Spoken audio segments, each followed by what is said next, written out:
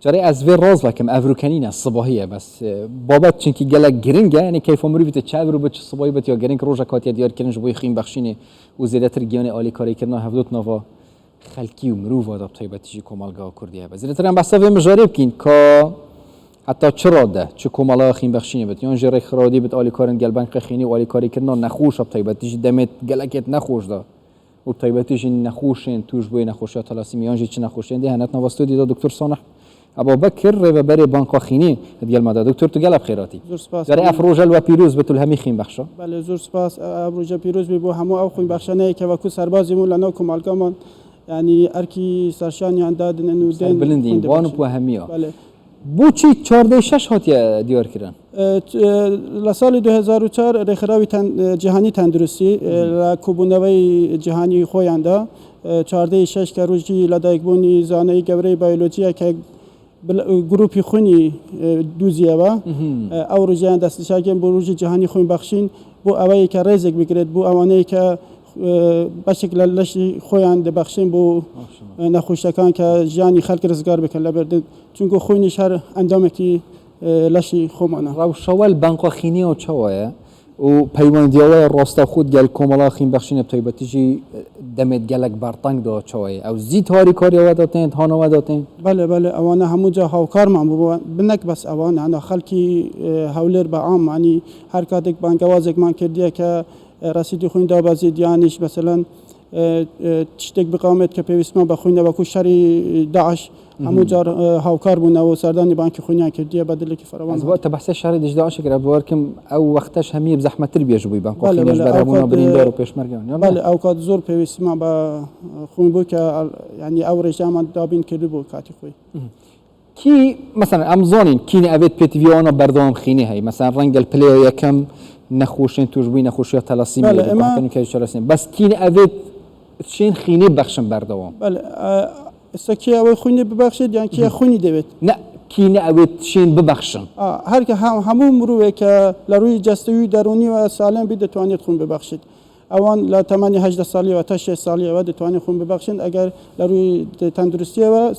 یعنی سلامت بین یکی که باشی خون بخشی نجابیه که تو دنیا بیلوی که لشت تندرسته که دی خون بخشی یعنی اتو لشت تندرسته بیا خون بخشی یعنی جبلی کو قازان چونجی فایده و آریکاری هست بمروی خون بخشی بخوجی یعنی باشه بله بله طبعا بو خون بخش باشه یک چوری خونی داد یعنی کم دکت دو توشی یعنی رژه توش بو سرطان کمتر دکت لوانی که خون بخشن سه یعنی وزن داده بزنید چه لروی جسته لروی روحی و جی لروی درونی و آسوده یک پیدا بخشی که یعنی سه کس رزگار دکه لهر خون بخشیده از بحث میکانیزم چوانی هر گرتنا خینی بکم البانقا خینی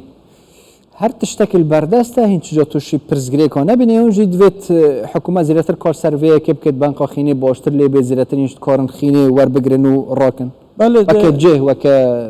آمیر برای براتی گشتی تندرستی حول زور هاوکار من بونه چونکو اوان او دزانن که بانک خوین و کو اساسی نتویه یعنی دبی با بردوامی مواد پیوست من هبیتو زور سپاسی برای گشتی دکتر سامان دکن که براسی همو زار هاوکار من بونه اون یعنی اشتی اما بگین او درجه که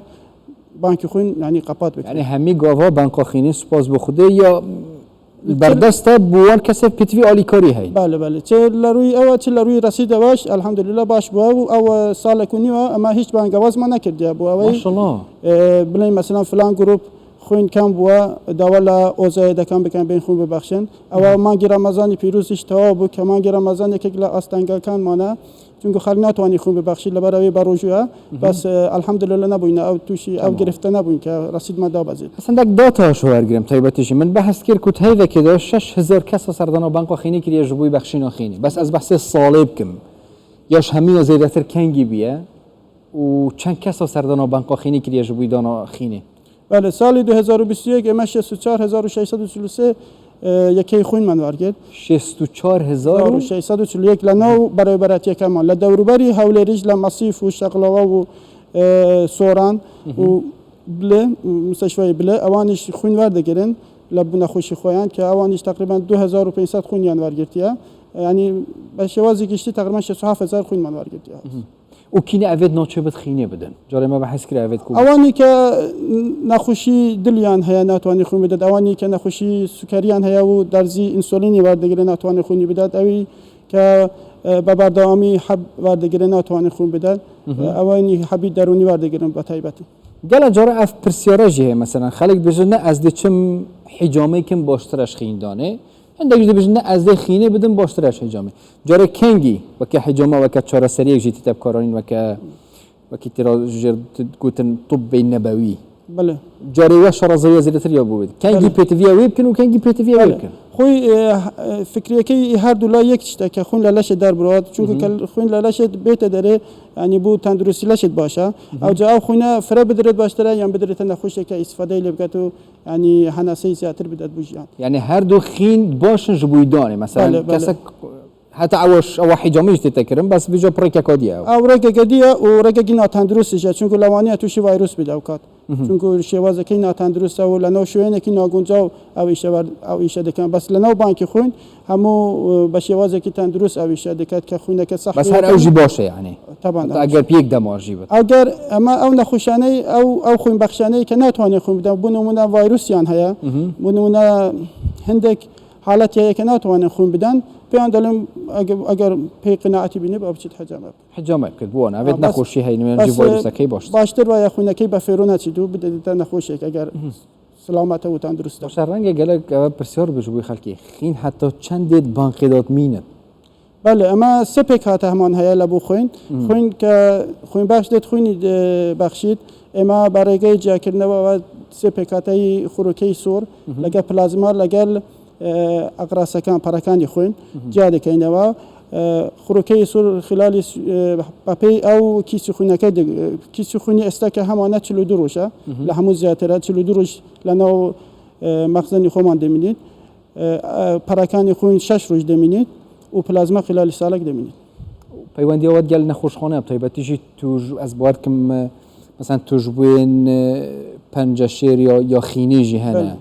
که از بار کم هین خروکی سپید نوانا نه پرکانی خونی زیادتره دینه و پلازما لگل خروکی سوری شرده ولی فراغ هیا گل جارا توشی